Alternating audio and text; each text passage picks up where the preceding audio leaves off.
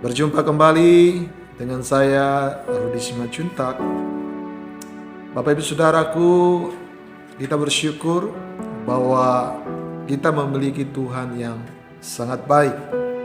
Roma 8 ayat 28 berkata, dalam segala sesuatu Allah turut bekerja, mendatangkan kebaikan bagi mereka yang mengasihi Dia.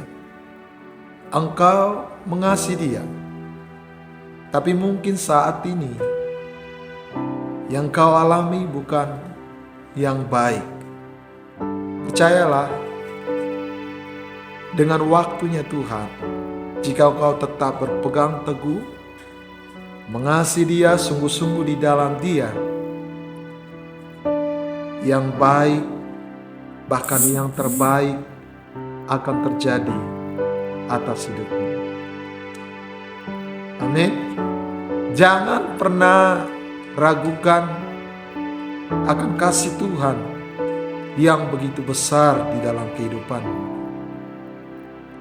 Saya ulangi lagi, jangan pernah ragukan kasih Tuhan dalam hidupmu. Sebab Ia telah membuktikan cinta kasih-Nya yang begitu besar dengan memberikan anaknya yaitu Yesus Kristus mati di atas kayu salib, darahnya tercurah untuk menebus dosa-dosa kita. Saya katakan, pemberian nyawa itu satu pemberian yang sangat begitu mahal, sangat begitu besar. Nyawa anak Allah yang maha tinggi, darahnya dicurahkan, darah yang kudus, yang tak bercacat celah. Dia yang tidak pernah ada di dalam dosa. Dia Allah pribadi yang kudus. Ia memberikan anaknya, darahnya diberikan untuk menebus dosa-dosa kita, supaya kita tidak binasa, supaya kita memperoleh suatu keselamatan. Saudaraku, bukankah itu satu pemberian yang sangat mahal? Nyawa itu sangat mahal.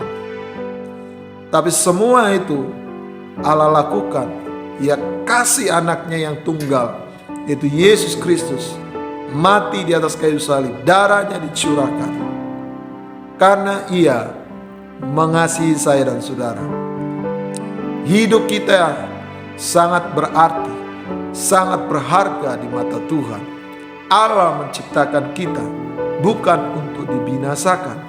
Sekalipun Adam dan Hawa jatuh dalam dosa, tidak taat, tidak setia kepada Allah, tapi Allah tidak berhenti untuk menyelamatkan manusia, agar manusia kembali kepada Allah, agar manusia kembali kepada rancangan Allah semula, agar manusia hidup dekat dengan Allah, agar manusia ada di dalam kerajaannya, di dalam surga. Itu sebabnya Ia berikan anaknya, yaitu Yesus Kristus.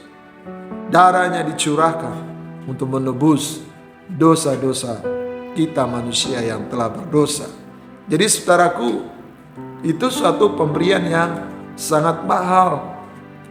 Kalau darahnya saja Ia berikan menebus dosa-dosa kita, apalagi apa yang Ia miliki di surga, apalagi apa yang Ia miliki di dalam kerajaannya.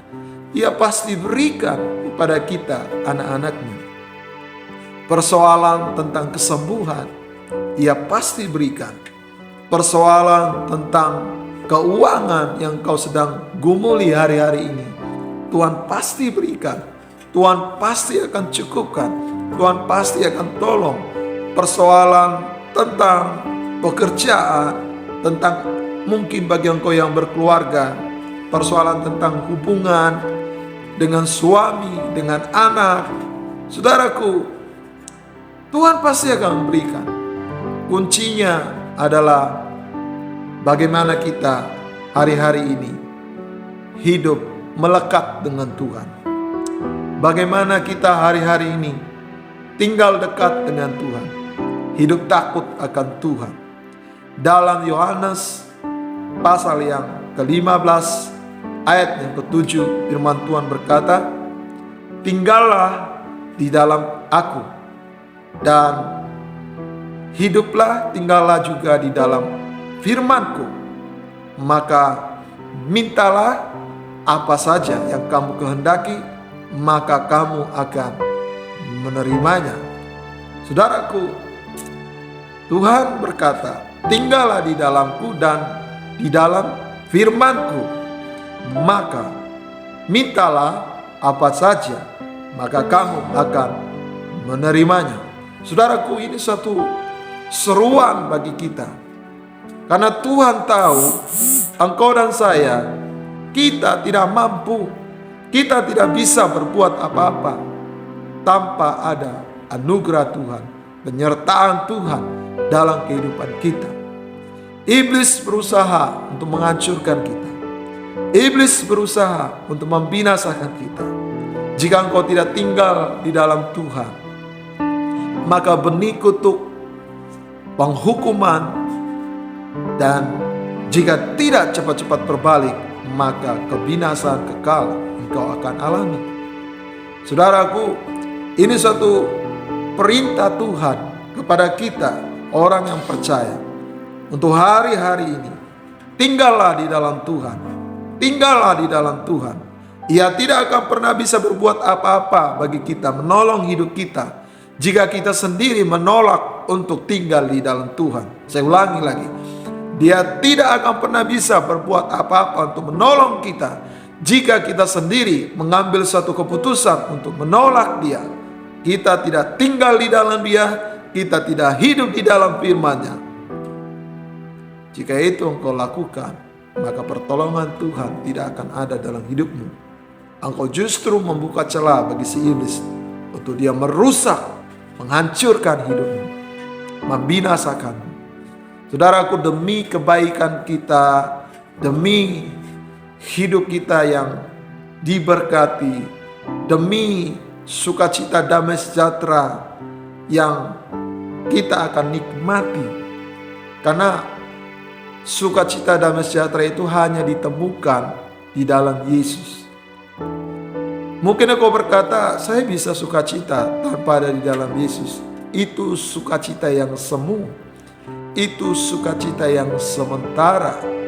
Tetapi di dalam Yesus ada sukacita yang abadi, ada sukacita yang kekal yang Ia berikan. Bahkan ada damai sejahtera yang melampaui segala akal yang Ia berikan. Mungkin engkau masih punya masalah, tetapi engkau akan tetap ada di dalam damai sejahtera Tuhan jika engkau hidup tinggal di dalam Dia. Saudaraku, saya ajak setiap kita, tinggallah di dalam Tuhan. Jangan pernah coba-coba keluar dari Tuhan. Jangan pernah coba-coba hidup di luar Tuhan. Jangan pernah coba-coba menjauh dari Tuhan. Karena ketika engkau menjauh dari Tuhan, penderitaan, kesengsaraan, kemalangan, berbagai-bagai penghukuman engkau akan alami. Saudaraku, iblis akan menghajar engkau. Iblis akan memporak-porandakan kehidupanmu. Engkau butuh Yesus dalam kehidupanmu. Ketika engkau tinggal dalam Yesus, maka perlindungannya, penyertaannya ada di dalam kehidupanmu. Ia akan menjagai kehidupanmu. Ia akan melindungi kehidupanmu. Dan firman-Nya berkata, apa saja yang kamu minta di dalam Dia, Dia akan berikan. Tuhan akan berikan. Bukankah ini suatu janji yang sangat indah, bahwa Dia sangat-sangat begitu baik bagi kita. Dia sangat-sangat begitu baik bagi kita. Ia berkata, mintalah apa saja, maka kamu akan menerimanya. Apa saja, jika engkau tinggal di dalam Tuhan, hidup sungguh-sungguh di dalam Tuhan, melakukan perintah Tuhan, mintalah apa saja, maka kamu akan menerimanya. Itu satu jaminan yang Tuhan berikan bagi kita.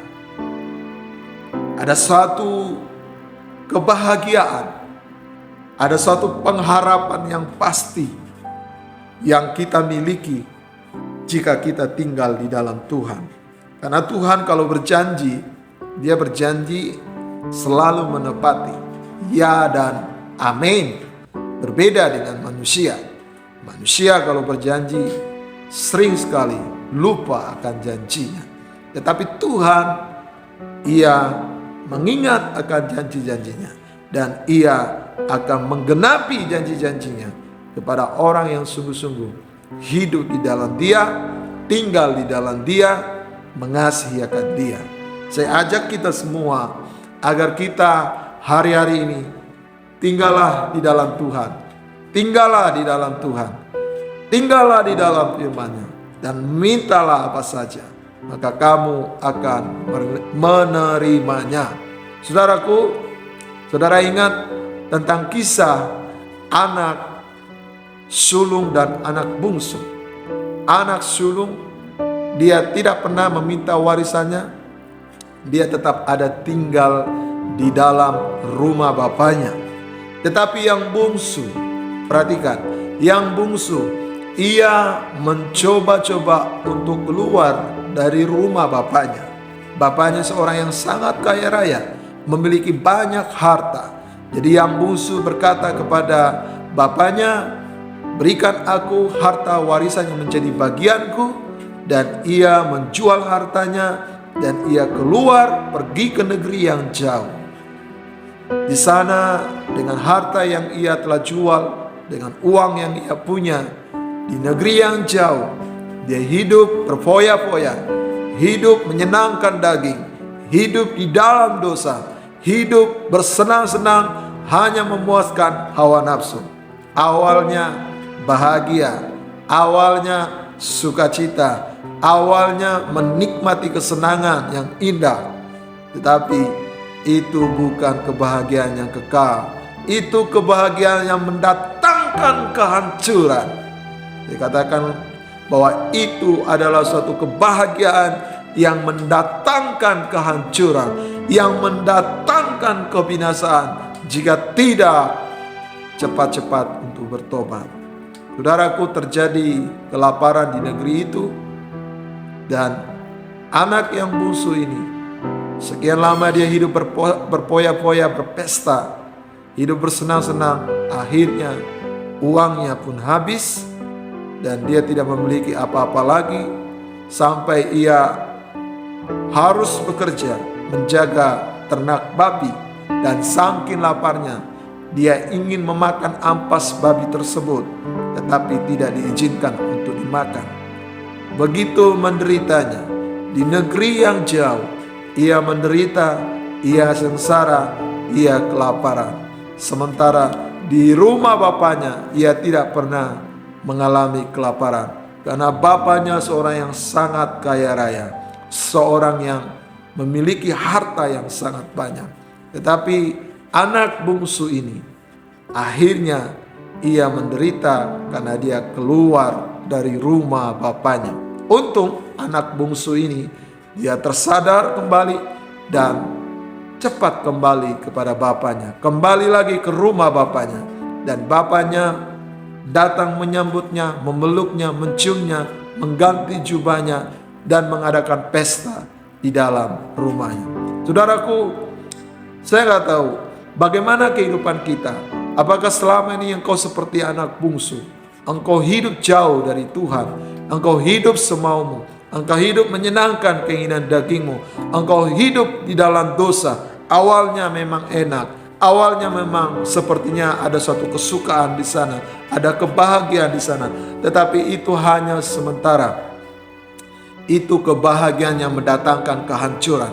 Saya tidak tahu hari-hari ini apakah engkau mengalami begitu banyak penderitaan, begitu banyak pergumulan, begitu banyak sakit penyakit, begitu banyak kutuk yang engkau alami karena engkau sudah terlalu lama jauh dari Tuhan.